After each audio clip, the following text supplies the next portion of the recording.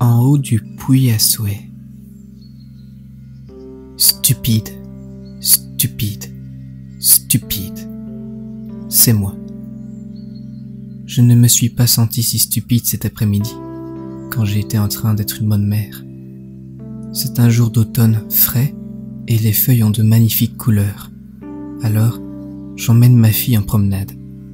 Nous parcourons le chemin du retour pendant qu'elle me pose plein de questions. J'écoute tous les contes de fées que les bois lui évoquent. Ça ne me dérange pas que ce sont toutes des histoires que je lui ai déjà racontées. Non, rien de tout ça est stupide. Mais errer près de l'ancien puits croulant l'est. Elle en est enchantée. Est-ce que tu l'as déjà fait, maman? Faire un vœu ici? J'ai fait 2 vœux. La première fois, j'ai souhaité pour toi. Et ensuite, tu es devenu réel. Tu m'as coûté seulement 1 pièce. Elle rigole et me demande mon second vœu. C'était le plus sincère que je n'ai jamais fait, parce que c'était pour toi aussi. Mais tu m'as déjà... Je souris. Oui, mais je ne voulais pas te perdre. J'ai fait le second vœu quand tu étais un bébé, quand tu étais malade et que les médecins ont dit qu'il n'y avait aucun espoir. J'étais si triste que j'ai jeté une autre pièce. Et ce vœu s'est exaucé lui aussi, parce que tu vas mieux. Tu es contente? Oui. Moi aussi. Et je ne suis pas en train de mentir. J'ai réellement fait ce vœu. Mais je ne lui ai pas tout raconté.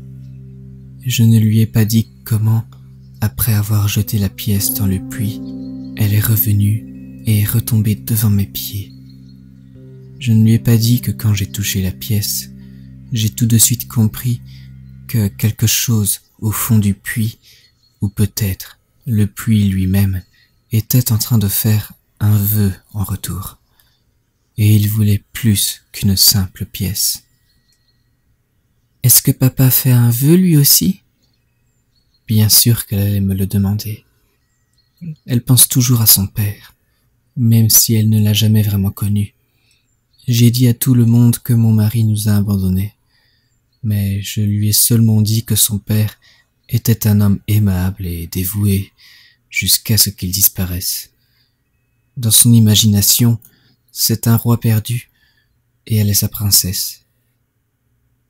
Non, je n'ai jamais emmené ton père jusqu'ici. À part que je l'ai fait, une fois, parce que certains vœux coûtent plus cher. Et maintenant, cette nuit, quelqu'un frappe à la porte. Il y a des grognements qui ressemblent vaguement à mon nom. Je sens une odeur terrible.